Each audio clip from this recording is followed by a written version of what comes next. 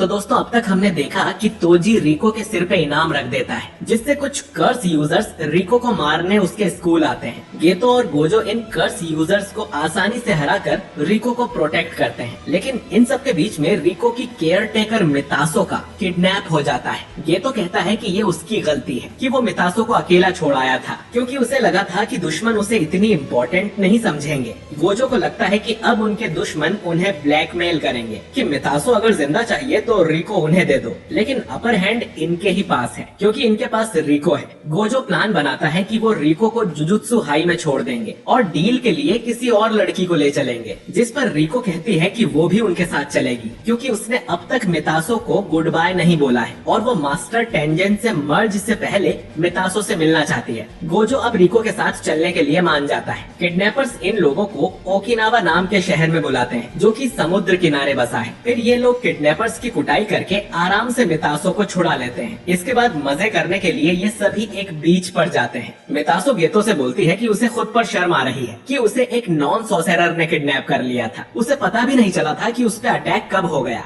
खैर, मितासो गेतो से पूछती है कि क्या वो लोग सच में एयरप्लेन से ही शहर में आए थे और उन पर अटैक्स नहीं हुए। गेतो बताता है कि गोजो की आंखें अच्छी हैं। उसने प्लेन में बैठे हर एक पैसेंजर को करीब से चेक किया था और जब वो लोग हवा में थे तब भी गेतो का एक कर्स स्पिरिट उनके प्लेन पर नजर रखे हुए था। पर गेतो को समझ नहीं आता कि किडनैपर्स ने उन्हें यहाँ क्यों बुलाया, जिस पर मितासो कहती है कि शायद उनका टाइम वेस्ट करने के लिए, क्योंकि कल शाम को रिको टेंजेन से मर्ज होने वाला है। मितासो को ये भी डर था कि जब वो वापस जाएंगे तब कहीं एयरपोर्ट पर उन पे हमला न हो जाए, जिस पर गेतो बताता है कि उन्होंने ऑलरेडी 2 सॉसेरर को एयरपोर्ट पर बुला कर रखा है वहाँ की देखरेख करने के लिए। ये सॉसेरर्स फर्स्ट ईयर के नानामी और हाइबारा थे, जिन्हें हमने सीजन 1 में देखा था। हाइबारा इस मिशन के लिए काफी खुश था। वहीं नानामी कहता है कि अगर कोई तूफान आ गया और फ्लाइट्स कैंसिल हो गईं तो उनके सारे किए कराए पर पानी फिर जाएगा। बीच पर घूमने आने का प्लान गोजो का ही था और वो दोनों यहाँ पर बहुत मजे कर रहे थे।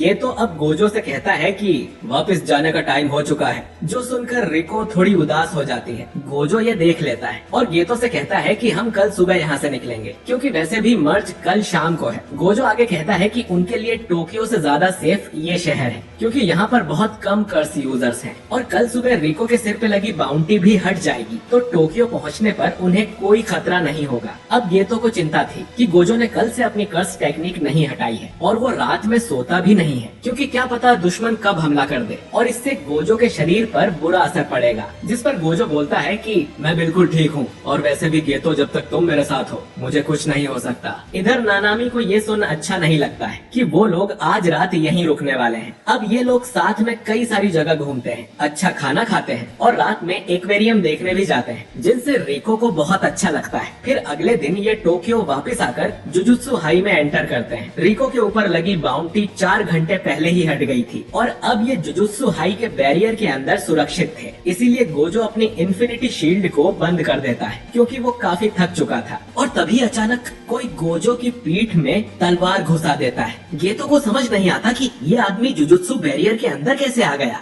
गोजो पीछे मुड़कर देखता है तो ये आदमी तोजी फुशिगिरो था। गोजो को लगता है कि शायद वो इसे जानता है, जिस पर तोजी बोलता है कि चिंता मत करो, मुझे भी लोगों के नाम याद नहीं रहते।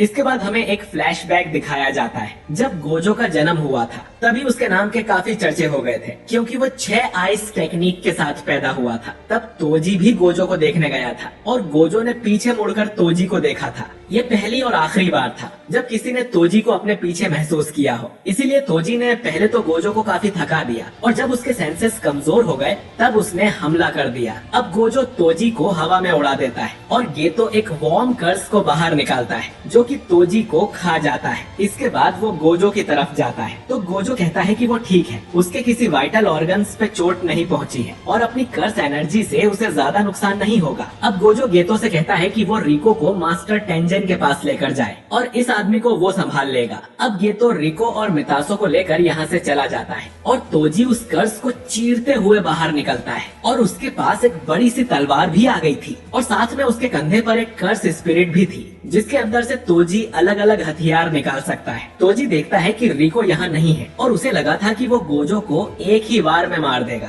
गोजो उसका मजाक उड़ाते हुए कहता है कि रिको की बाउंटी तो पहले ही खत्म हो गई है, जिस पर तोजी रिवील करता है कि उसी ने तो बाउंटी लगाई थी ताकि गोजो बाकी लोगों से लड़ने में उलझा रहे। और जब बाउंटी हट जाएगी तो गोजो को लगा कि अब सब ठीक है और उसने अपनी टेक्निक बंद कर दी। अब गोजो अपनी टेक्निक ब्लू से तोजी पर अटैक करता है, लेकिन तोजी इतना तेज था कि वो उसकी टेक्निक से बच जाता है। तो दोस्तों असल में तोजी हेवनली रेस्ट्रिक्शन के साथ पैदा हुआ था, जिससे उसके अंदर बिल्कुल भी कर्स एनर्जी नहीं है, लेकिन उसके बदले में वो बहुत ही ज्यादा ताकतवर है। इसी ताकत से अब तोजी बिजली की रफ्तार से गोजो पर अटैक करने आता है, लेकिन गोजो इस बार उसे दूर फेंक देता है। अब तोजी को पता है कि गोजो के पास लिमिटलेस टेक्निक है, जिससे उसके आसपास एक इन्फिनिटी शील्ड बन जाती है। तो उसके लिए भी तोजी के पास जरूर कोई तो प्लान होगा। गोजो को लगता है कि उसका कर्स्ड टूल ही उसका हुकुम का इक्का है, पर वो उसे अपने करीब ही नहीं आने देगा। लेकिन तोजी अब इतनी जल्दी अपनी जगह बदल रहा था कि गोजो को पता ही नहीं चलता कि वो कहाँ है। और क्योंकि तोजी के अंदर कोई कर्स एनर्जी भी नहीं है, तो गोजो उसे महसूस भी नहीं कर पा रहा था। इसीलिए गोजो अब अपनी कर्स्ड टेक्निक ब्लू का यूज करके आसपास के एरिया को ही साफ कर देता है, ताकि तोजी कहीं छुप न सके और उस पर कहीं से भी सरप्राइज अटैक न कर पाए। लेकिन तभी यहाँ पर ढेर सारे फ्लाई हेड्स का झुंड आ जाता है। फ्लाई हेड्स बहुत ही कमजोर कर्सेस होते हैं, बिल्कुल मक्खियों की तरह। गोजो को लगता है कि ये सब भी उसी स्पिरिट के मुंह से निकले होंगे जो तोजी के कंधे पर है, और वो गोजो का ध्यान बटाने के लिए इनका यूज कर रहा है, क्योंकि गोजो को अब ठीक से दिखाई नहीं दे रहा था। वो फिर से ब्लू यूज करके इन मक्खियों को मारने का सोचता है, लेकिन तभी उसके मन में ख्याल आता है कि तोजी कहीं रिको को मारने तो नहीं चला गया। और जैसे ही गोजो डिस्ट्रैक्ट होता है, तोजी उसके पीछे आ जाता है। उसके हाथ में स्पेशल ग्रेट कर्स टूल था, जिसका नाम है इन्वर्टेड स्पीयर ऑफ हेवन। इस टूल का काम ही यही है कि ये सामने वाले की कर्स टेक्निक को कैंसिल कर सकता है। अब जैसे ही तोजी इससे गोजो पर अटैक करता है, उसकी इन्फिनिटी शील्ड बंद हो जाती है और ये तलवार सीधा गोजो की गर्दन में लगती है, जिसके बाद तोजी गोजो को ऊपर से नीचे तक चीर देता है और उसकी टांगों में भी स्टैब कर देता है। गोजो अपनी जान बचाने की कोशिश करता है, लेकिन कोई फायदा नहीं होता। तोजी उसके सिर में भी स्टैब करता है, जिससे गोजो का शरीर बेजान होकर नीचे गिर जाता है, जैसे वो मर गया हो। इधर गेतो रिको और मितासो को लेकर जुजुत्सु हाई के सबसे निचले हिस्से में जाता है। यहाँ रिको मितासो से अपना आखिरी गुड बाय बोलती है और दोनों बहुत रोती हैं। फिर गेतो रिको को लेकर टॉम्ब ऑफ द स्टार के मेन हॉल में जाता है। वो रिको को बताता है कि मास्टर टेंजन कहाँ पर है, और ये भी उनके आसपास एक बैरियर होता है, जिसके अंदर वही लोग जा सकते हैं जिन्हें उन्होंने खुद इनवाइट किया हो, यानी रिको। तो रिको अब उनके पास जा सकती है, जहाँ उसका मास्टर टेंजन से मर्ज हो जाएगा, या तो हम वापस मुड़ सकते हैं और अपने घर जा सकते हैं। ये सुन रिको चौंक जाती है, क्योंकि उसे नहीं लगा था कि उसके पास वापस जाने का भी कोई ऑप्शन है। यागा ने इन्हें बताया था कि ये मर्ज होना उस लड़की की जान लेने के बराबर ही है। और फिर गोजो और गेतो के बीच पहले ही ये बात हो गई थी कि अगर उस लड़की ने मर्ज करने से मना कर दिया तो वो तुरंत ही मिशन को कैंसिल कर देंगे, चाहे उसके लिए उन्हें मास्टर टेंजन से लड़ना ही क्यों न पड़े। गेतो आगे कहता है कि वो दोनों सबसे पावरफुल है, तो आगे जो भी होगा वो देख लेंगे।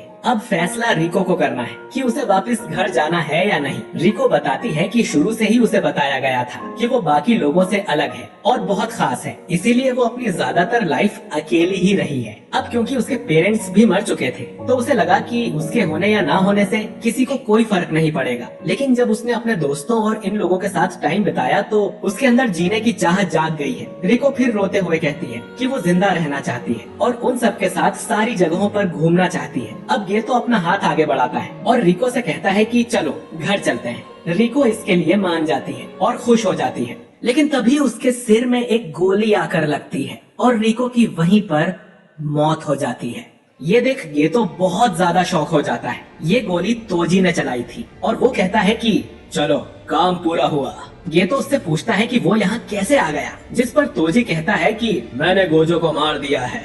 ये सुन गेतो बहुत गुस्सा हो जाता है और अपने दो सबसे पावरफुल कर्स स्पिरिट को बाहर निकालता है और तोजी से कहता है कि अब तुम मरोगे। और ये एपिसोड यहीं पर खत्म हो जाता है।